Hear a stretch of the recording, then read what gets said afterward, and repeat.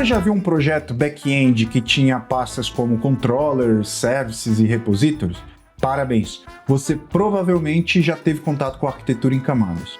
No vídeo de hoje, a gente vai entender o que é arquitetura em camadas, por que ela é tão popular no mercado como a gente vê nas aplicações do nosso dia a dia, onde ela brilha e onde a gente precisa tomar muito cuidado com as suas limitações. E se você que é dev sênior acha que já conhece tudo sobre arquitetura em camadas, fica até o final do vídeo que eu devo ter uma ou duas surpresinhas para você. Olá devs, eu sou Bernardo Lobato e hoje a gente vai falar sobre arquitetura em camadas.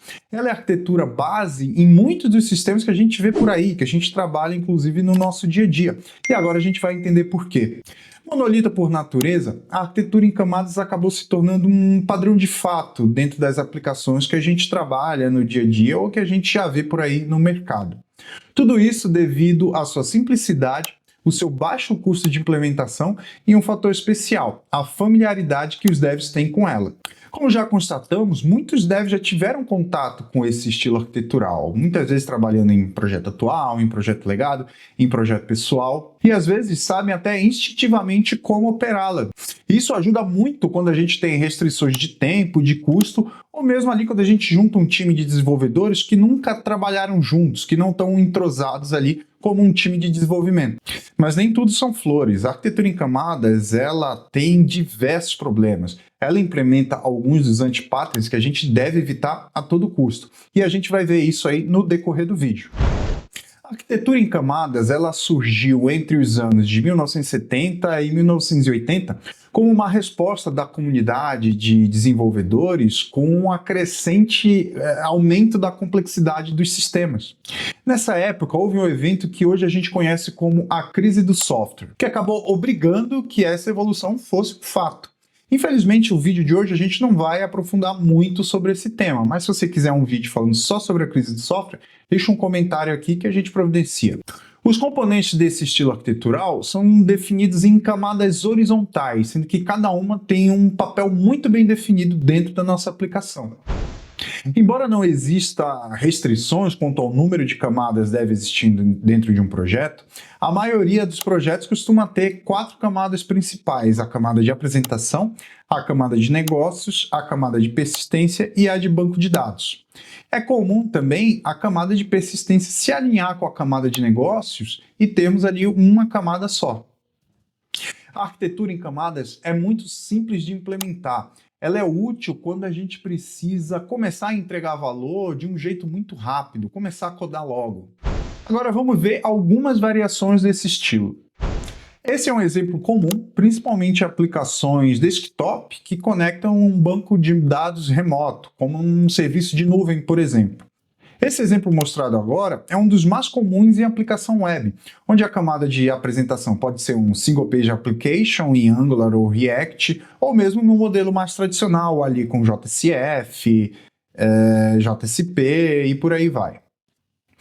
Agora, esse desenho mais tradicional, com um banco de dados acoplado dentro da própria aplicação, pode significar o que a gente já falou em outros vídeos, que é um banco de dados em memória ou até mesmo um banco de dados embarcado na aplicação. Agora que a gente já entendeu o básico da topologia desse estilo arquitetural, vamos acompanhar uma requisição desde a camada de apresentação até a chegada no banco de dados. Perceba que eu tenho que passar por todas as camadas em todas as requisições, mesmo se eu só quiser trazer uma informação do banco de dados e voltar. Por isso, chamamos essas camadas de camadas fechadas. Tudo bem, não seria mais fácil da camada de apresentação eu já chamar direto meu banco de dados ou até minha camada de persistência, sem precisar ficar criando esse código boilerplate aí diminuindo a eficiência da minha aplicação? Isso era bem comum em aplicações ali no início, até meados dos anos 2000. A gente chamava esse padrão de Fastlane Reader Pattern. E a gente já vai falar mais sobre isso. Conseguimos fazer isso, dizemos que as camadas de negócio passam a ser chamadas de camadas abertas, ou seja, eu não preciso necessariamente passar por elas para chegar na camada inferior. Observe que se uma camada pula uma ou mais camadas inferiores, isso acaba criando um acoplamento excessivo onde não deveria existir. Por exemplo, se eu acoplo diretamente a minha camada de apresentação no meu banco de dados e por qualquer motivo eu preciso fazer uma alteração nesse banco, mudar o nome de tabela, mudar o nome de coluna, mudar um tipo de dado, percebe que eu vou precisar, além de alterar o banco, alterar a camada de apresentação e muito provavelmente as camadas intermediárias ali. Então isso acaba gerando um acoplamento excessivo dentro das minhas camadas ali da aplicação. E hoje em dia esse é um comportamento que é bem desencorajado dentro do desenvolvimento. Para evitar esse acoplamento excessivo, a gente trabalha com um princípio chamado de camadas de isolamento. Esse princípio visa garantir que quando a gente altera uma camada específica, essa alteração não tenha nenhum efeito colateral nas outras camadas, salvo raras exceções, quando eu preciso mudar, por exemplo, o contrato entre uma camada e outra. A gente já volta a falar sobre isso. Vamos falar um pouquinho agora sobre quando eu devo usar uma arquitetura em camadas dentro do meu processo de desenvolvimento. Como já vimos, a arquitetura em camadas ela é bem simplificada e muitos devs já têm familiaridade com ela. Portanto, projetos pequenos ou que tenham muitas restrições de tempo possam ser os candidatos ideais a projetos que eu possa utilizar com esse estilo arquitetural. Se eu tenho um time novo de desenvolvimento, basicamente ali formados por programadores pouco experientes ou que mesmo nunca trabalharam juntos em um projeto maior, também pode ser um bom candidato ao começar utilizando a arquitetura em camadas. Também é um bom ponto de partida quando o arquiteto do meu projeto ou os devs seniors ainda não chegaram em um acordo, em um consenso sobre qual que é o melhor estilo arquitetural para aquela aplicação e eu preciso começar a entregar valor muito rápido. Então esse é um modelo também pode ser bem utilizado para isso, contanto que eu sempre tenha em mente que pode ser que ela precise mudar num futuro próximo. Portanto, ela acaba sendo ideal ali para pontos de partida, mas em sistemas muito grandes, se o meu sistema começar a crescer excessivamente, a gente pode ter vários problemas com a utilização dela, como problemas de escalabilidade, uma vez que ela sendo monolita e eu precisar escalar ela de alguma maneira, eu vou precisar escalar todas as camadas ao mesmo tempo, ou seja, eu vou precisar escalar a aplicação inteira. A baixa entregabilidade, pelo mesmo motivo, mudanças sutis, pequenas mudanças exigem um deploy completo da solução. Isso pode não ser o ideal em muitos casos. E testabilidade e manutenção podem ficar comprometidas em projetos grandes, uma vez que a cada alteração eu provavelmente vou precisar fazer um teste de regressão ou retestar muitas funcionalidades para garantir que essa nova implementação não quebre alguma coisa que já esteja funcionando normalmente. Antes da gente prosseguir, vamos abrir um parêntese aqui para começar a falar de antipadrões ou anti-patterns. Você provavelmente já se deparou com essa palavra aí nas suas pesquisas, nos seus estudos, provavelmente voltado ali ao mundo do desenvolvimento, à programação.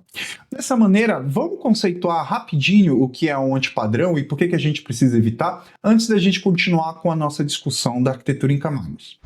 Em engenharia de software, um antipadrão é um padrão de projeto de software que pode ser comumente usado, mas é ineficiente e ou contraprodutivo em prática.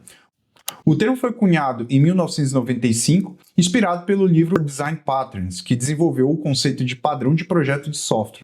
De acordo com os autores, o termo foi largamente popularizado 3 anos depois pelo livro Anti-Patterns, que estendeu o uso do termo além do campo do desenho de software para interações pessoais em geral.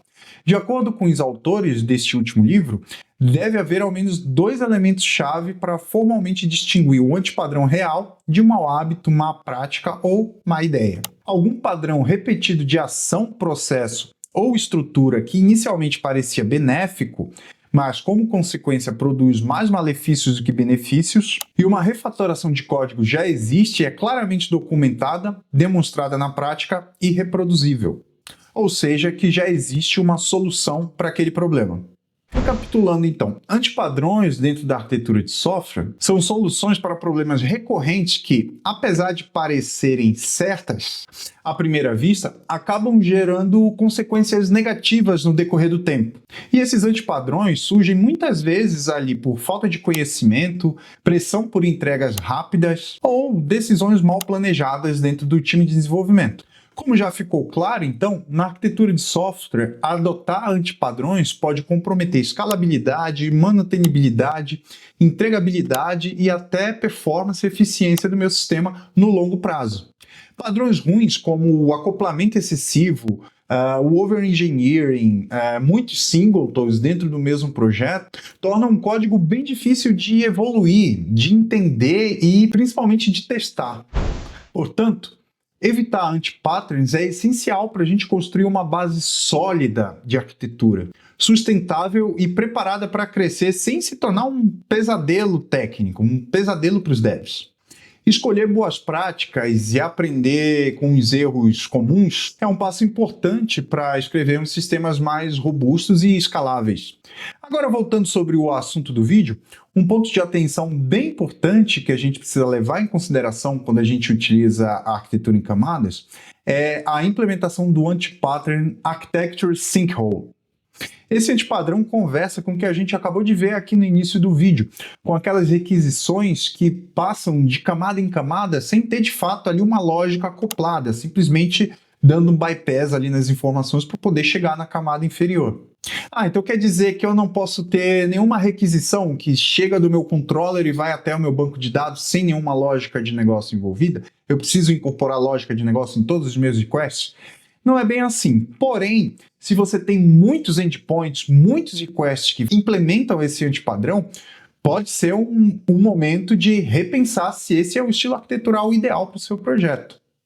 Uma boa métrica para esse tipo de situação é a gente implementar a famosa regra do 80-20.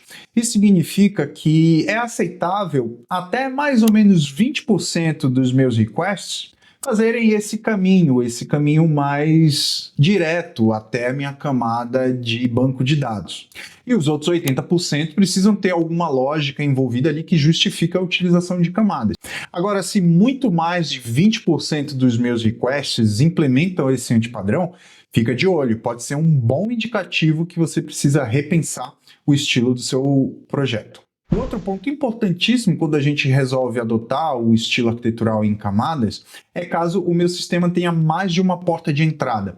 Por exemplo, se além dos meus requests via HTTP, eu também estou escutando um tópico dentro de um broker de mensageria ou de uma fila, daí eu não poderia respeitar essa hierarquia entre as camadas, né? Porque tanto a camada da fila quanto a camada do controller, eles compartilhariam ali a mesma estrutura hierárquica, né? O que acaba não sendo ideal dentro da arquitetura em camadas.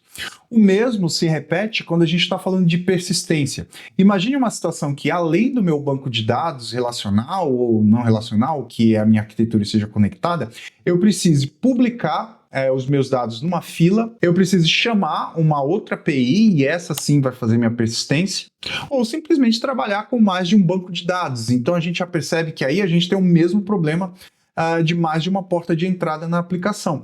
Para esses casos, pode ser necessário reestudar e repensar o modelo do seu projeto. Conforme vimos, a arquitetura em camadas acaba sendo aquele feijão com arroz que a gente coloca aos nossos projetos. É simples, funciona e é familiar para todo mundo. Mas só o feijão com arroz não sustenta um projeto grande por muito tempo. Portanto, é crucial que a gente conheça os limites desse estilo arquitetural e fique atento aos sinais que a aplicação dá de que é hora de evoluir, de que é hora de reestudar e talvez implementar um novo estilo arquitetural. O importante é conhecer os conceitos, conhecer os problemas e usar com responsabilidade. Por hoje é só, pessoal. Se curtiu os conteúdos, se conheceu alguma coisa que não conhecia, já deixa seu like, se inscreve no canal, faz um comentário para aumentar o engajamento. A gente está bem no comecinho, então cada inscrição a gente comemora. E comenta também se você quer ver mais algum estilo arquitetural, se você quer alguma atividade mais prática. Estamos preparando um vídeo sobre documentação de um sistema em C4 na prática, tá bom? E comenta também se você quer, de repente, que a gente implemente alguma coisa em código para ver como funciona dentro do projeto na prática, tá bom? A gente se vê no próximo vídeo. Fui!